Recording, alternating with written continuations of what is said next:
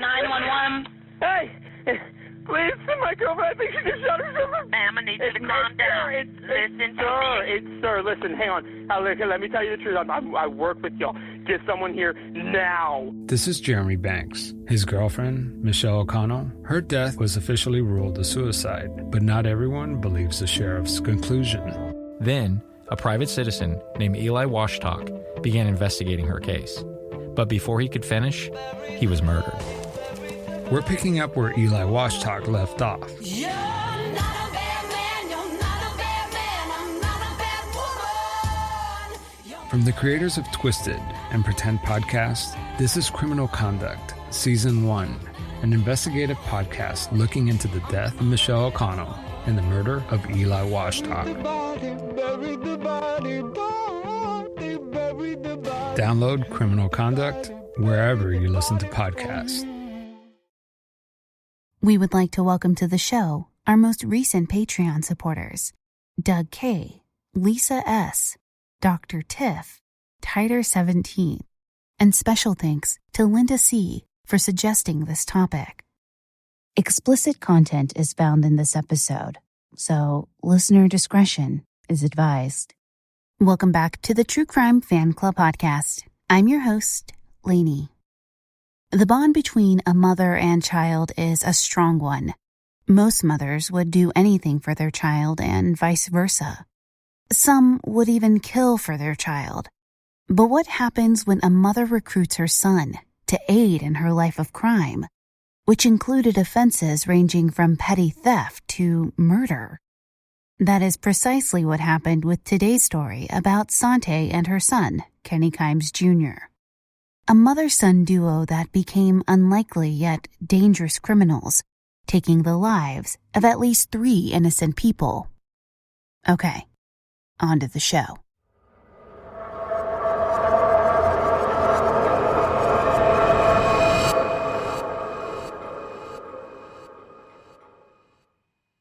Sante Kimes' extraordinary life had extremely humble beginnings.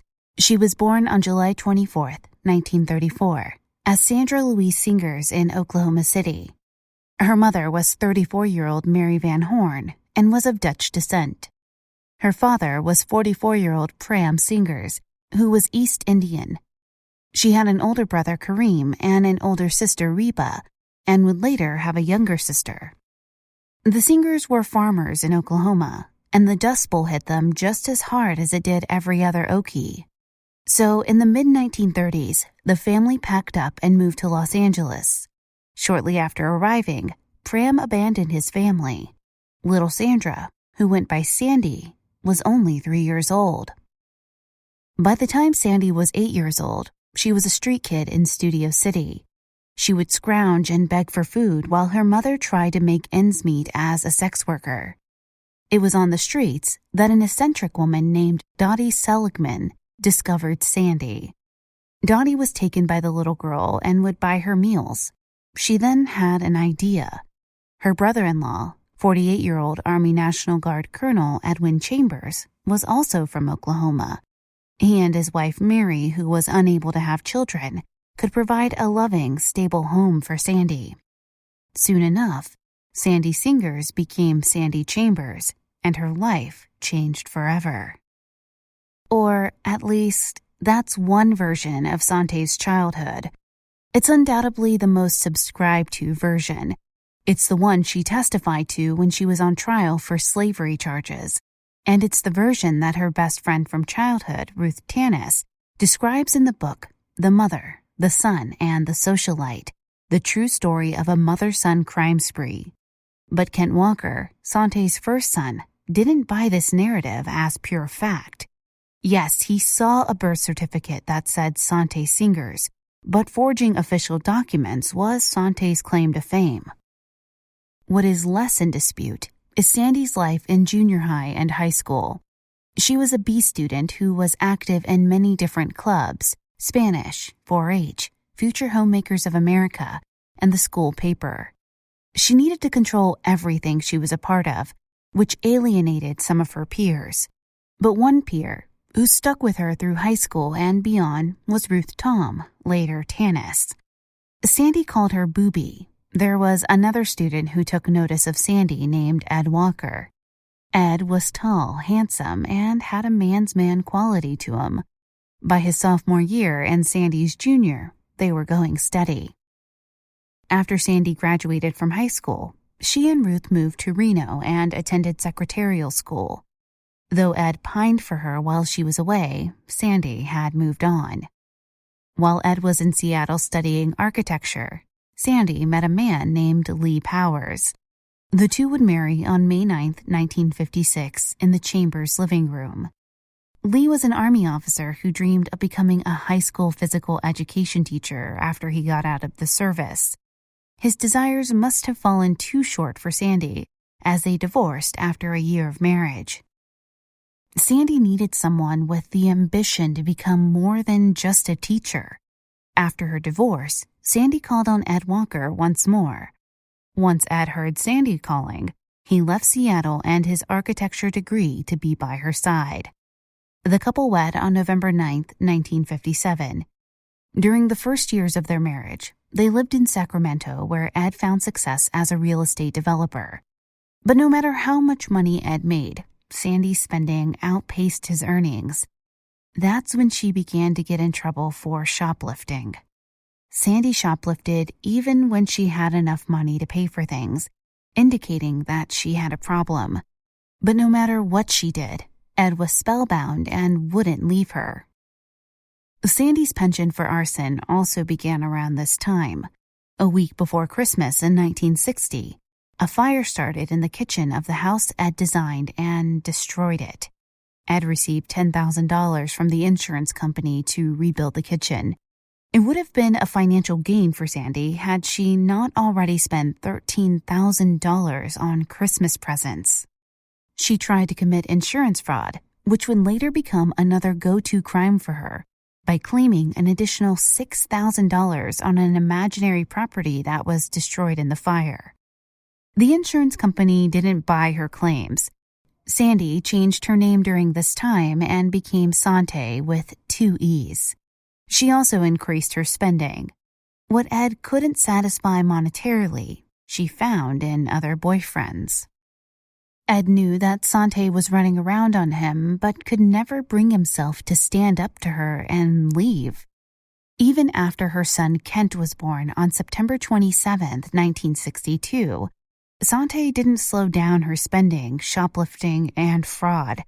It became a cycle where Ed would find success as a developer, get a little money, Sante would spend it all, Ed would go bankrupt, and the couple would have to move and start all over again.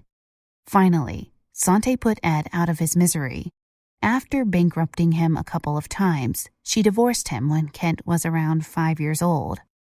She needed a much richer man to satisfy her expensive tastes, and that became her ultimate goal.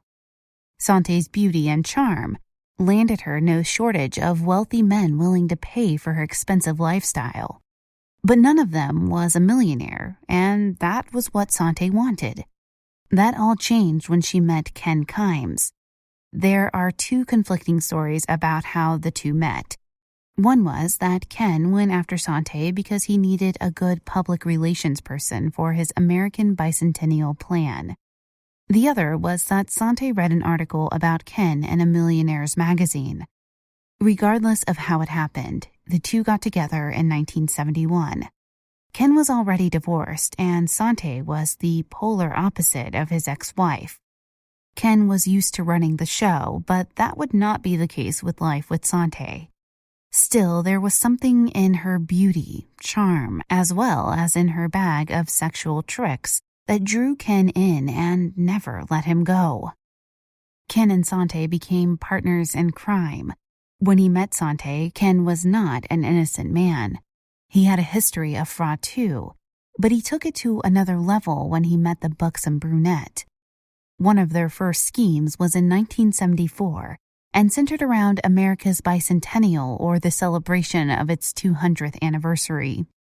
The plan began in 1971 when they started selling posters and bumper stickers.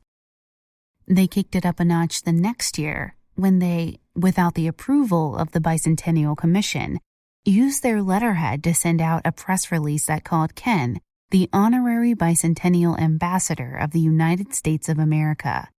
To everyone's surprise, except for maybe Sante's, she convinced the Bicentennial Commission to give Ken the title in 1973. She also got him on the Rose Bowl the same year, where he spoke about patriotism. It would have been a very lucrative scheme for them had Sante not essentially tossed the Kimes name in the mud by crashing 4 A-list parties in Washington, D.C. in one night. This included one where she and Ken got their pictures taken with then Vice President Gerald Ford and his wife, Betty. They rubbed too many people the wrong way, especially when people discovered that the documents Sante used to get Ken an audience with Pat Nixon had been doctored. There were hardly any sales for the posters and bumper stickers they had made, losing them thousands of dollars. Not long after the bicentennial scheme, Sante gave birth to Kenneth Kareem Kimes on March 24, 1975. He had a half-brother from his mother's previous marriage and a half-brother and half-sister from his father's previous marriage. His family nicknamed him Kenny. Kenny's father doted on him, while his mother was fiercely overprotective. Sante was 41 years old when she gave birth to Kenny. In his book, Son of a Grifter, Kent recalls the pregnancy being a complete secret and not finding out about Kenny's birth until after he was a week old, even though he lived with Sante and Ken at the time. He believed that Sante kept the pregnancy from the family so that Ken would not make her give up the baby. But Kenny had his father wrapped around his finger from the very beginning. By now, the Kimes family lived in Las Vegas. From the moment Kenny was born, Sante made sure he didn't want for anything. He had nannies as a baby, and instead of attending school, he had private tutors. And he had his mother every single minute of the day. She controlled every person who came into contact with her son, including the neighborhood children who played with him. For that reason, Kenny was mostly alone. All of the nannies and maids that worked for the Kimes did so under horrid conditions. They were forced to work 7 days a week without pay. Sante treated them so poorly that it could almost be called torture. Often, she locked the women in their room and only let them out when it was time to work. Witnesses brought in to testify against Sante during her slavery trial, who were mostly Kenny's tutors, painted Sante as a monster who took advantage of the women she smuggled in from Mexico. She promised them a better life, only to give them a life of misery. For this, she was sentenced to 5 years in federal prison.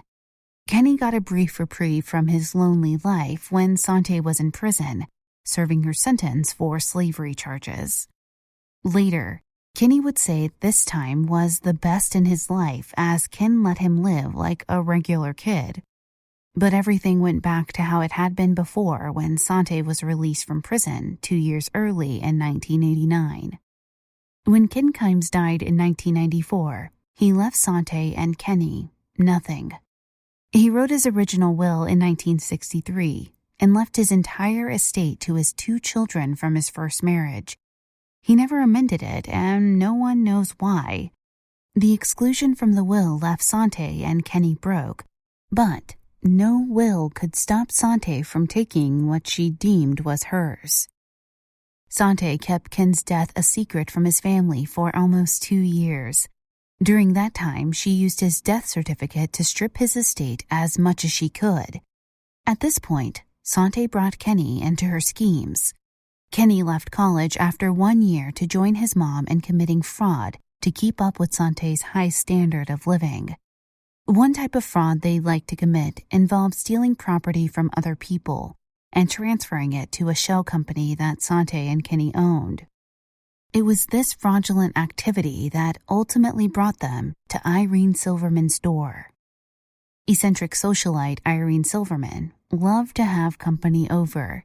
She loved the company so much that she turned her mansion on Manhattan's East 65th Street into a motel of sorts with 9 rooms she would rent out to the best New York had to offer. This lifestyle worked to keep the widow from loneliness until she rented to the wrong man. On July 5th, 1998, before police knew that Irene Silverman was missing, they pulled over a Lincoln that was registered as stolen. Inside the vehicle was the mother and son criminal duo, Sante and Kenny Kimes. Though at the time, police had no clue they had in their custody two of the most wanted people in America. They were also the last two people to see Irene Silverman alive. I'm going to pause the case right here so you can hear a word from our sponsors.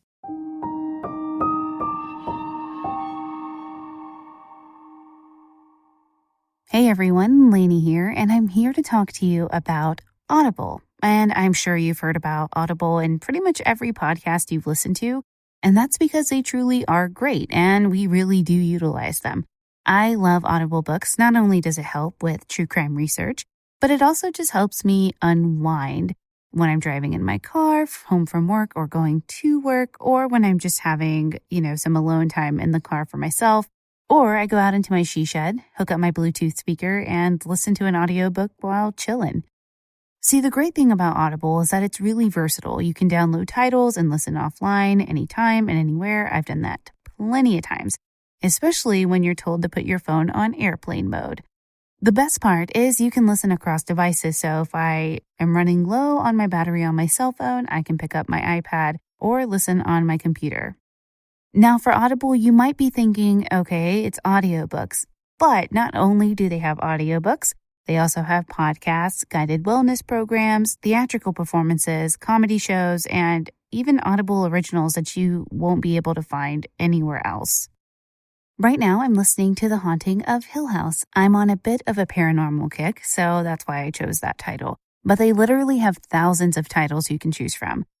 If you want to give Audible a try, head to audible.com/TCFCP. That's audible.com/TCFCP, or text TCFCP to 500-500 to learn more.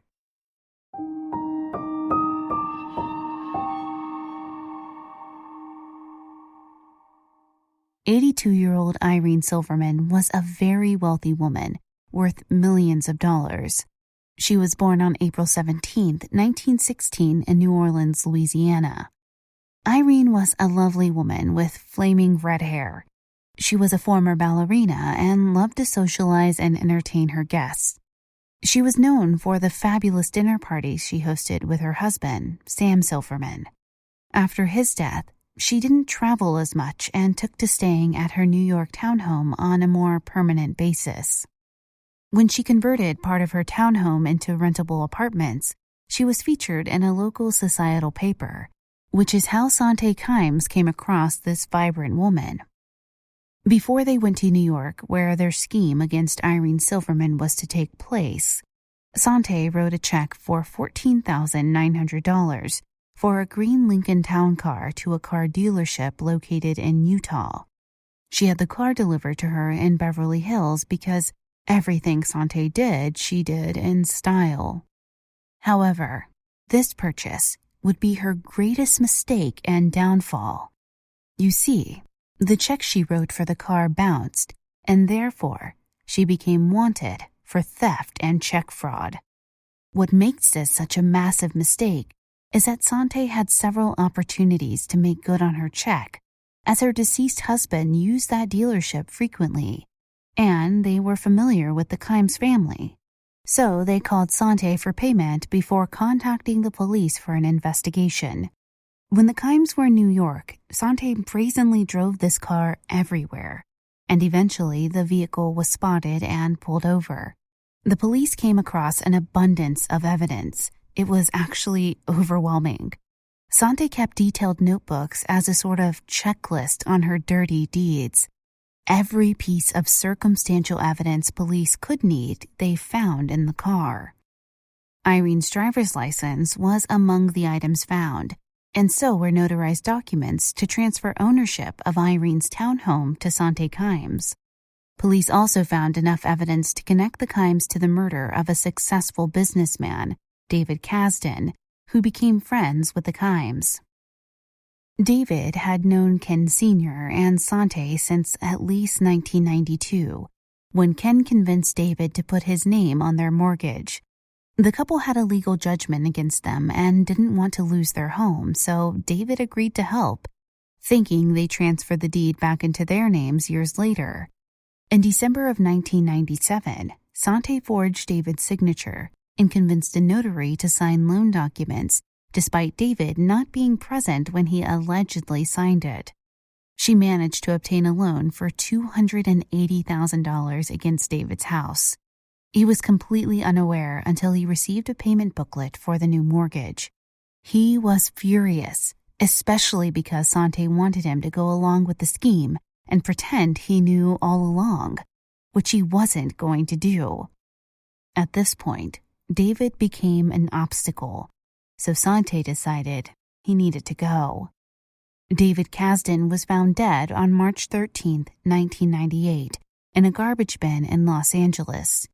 Kenny later confessed that he was the one that shot David at his mother's request.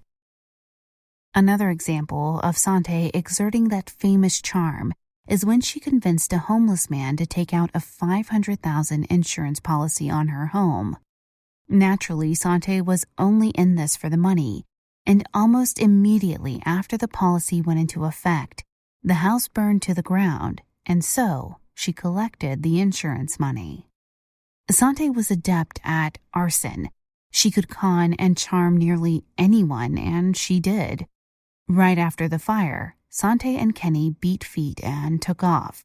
They knew the police were probably onto them, so sticking around in that location would only lead to trouble. After this incident, they traveled around to several different states while they planned their next scheme to con a wealthy older woman out of her money, home, and many possessions. That poor woman was Irene Silverman. Once this murderous duo was finally in police custody, investigators immediately pitted mother against son in an attempt to get one of them to confess. The duo truly baffled investigators. They shouted to each other from their interrogation rooms, and they appeared far closer than most mothers and their adult sons. While law enforcement hoped that the duo would turn against each other, they didn't. Kenny confessed to his crimes, but Sante didn't. The trial for Irene Silverman's disappearance would not be an easy one for the prosecution. Murder trials without a body and no forensic evidence to speak of either can be challenging to prosecute. While investigators found all of Sante's notebooks and many of the missing woman's belongings, Sante maintained that she was friends with Irene, the ballerina, and Irene had merely asked Sante to hold some of her belongings for her. Of course, police didn't believe the story. But without a body to prove otherwise, it was up to the prosecutors to convince the jury, using circumstantial evidence, that the mother and son duo had murdered Irene. Judiciary officials planned to try mother and son together. However, after a downright bizarre televised interview with the two, where they frequently touched each other almost as lovers do, the court forbade them from sitting next to each other. They had to have an attorney between them at all times. This order didn't stop the two from leaning in to whisper to each other anytime an attorney stood or walked away. They were first tried for the murder of Irene Silverman, even though David Kasdan had been murdered first. Sante interrupted the proceedings several times, calling media outlets to give her version of events. She refused to testify because the judge ruled that her previous slavery conviction could be introduced at trial if she did. Phoning the media was smart on Sante's part, because she could give her story without being cross-examined. Because of that very reason, the judge ordered that she could not provide any media interviews until the case was finished. Appallingly, Sante even tried to hand a note to a juror when the trial was going on. She wanted the world to hear her story, which was that there was no dead body, no evidence, and no way she could have committed this crime. She even alleged that her son confessed to avoid the death penalty. The New York trial for the Kimes was mainly a circus. The mother and son continued to behave oddly, leaning in close to speak with each other, holding hands and whispering to each other. While in jail awaiting trial, Kenny was beaten within an inch of his life. Sante told the media that police officers had beaten Kenny and that the entire case was a sham. She said they were being set up by investigators who were covering up the brothel that Irene Silverman had run. It was so ridiculous and absurd, but Sante was firm in her convictions. She remained steadfast in her denial of any knowledge or involvement, despite the mountain of evidence against her and her son. Naturally, jurors didn't buy their stories, and after a short deliberation, they found both Sante and Kenny Kimes Jr. guilty of murder and an additional 117 counts, ranging from theft to forgery and many others. There were 58 counts associated with Sante Kimes and 60 associated with Kenneth Kimes Jr. Sante was sentenced to serve life in prison for her role in the disappearance and presumed murder of Irene Silverman. Her life sentence was 120 years. Kenneth Kimes Jr. was also sentenced to life imprisonment without parole for his role. His life sentence was 125 years. Both appealed and lost those as well. Kenny was extradited to California for the murder trial of David Kasdan in March 2001, and Sante was extradited in June 2001. Because he faced the death penalty in California, as did his mother, Kenny made several desperate attempts to keep his mom from facing the death penalty. He attacked a court TV reporter, holding her hostage with a pen as a weapon, for 4 hours before letting her go. He also changed his plea to guilty and agreed to testify against Sante with full disclosure to keep her from facing the death penalty. It worked, and he gave full confessions to the murders of David and Irene, but he also confessed to another crime that the two were suspected of, but never charged with having committed. Syed Bilal Ahmed was a businessman living in the Bahamas, and he handled Sante's offshore bank accounts. In 1996, Sante and Kenny were in the Bahamas and met Syed for dinner. He disappeared after that, and his home had been swept clean, leaving no evidence behind and making it impossible to prove the connection to the Kimes. While Kenny did admit to this crime, neither he nor Sante was ever charged for it. Because Kenny testified against his mother in this California trial, she was found guilty and sentenced to life in prison. She gave another statement at this trial, using her soft-spoken voice to insist that she was innocent and that the police and prosecutors were corrupt. Her remarks fell on deaf ears, though, and made no impact on the judge, who ordered Sante to stop speaking. Although California had the death penalty at this time, Kenny was sentenced to life in prison without parole for the murder of David Kasdan. Sante Kimes served her sentence at the Bedford Hills Correctional Facility for Women in New York. Her projected release date was listed as March 3rd, 2119. However, she died in prison from natural causes on May 19, 2014.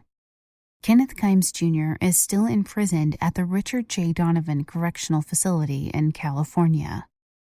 After the trials, various cable networks developed Sante and Kenny's story into several made-for-TV movies and specials, and authors have written 2 books about this odd criminal duo. It is a fascinating yet terribly sad story that this podcast barely scratched the surface of. The mother-son combination, coupled with the heinous crimes they committed, means that they will probably live in infamy. However, the crime spree they ran affected so many lives. So many people were hurt or lost their lives because of the narcissistic ways of Sante Kimes and her son, whom she groomed and molded into her perfect partner in crime. This pair didn't need to hurt a soul.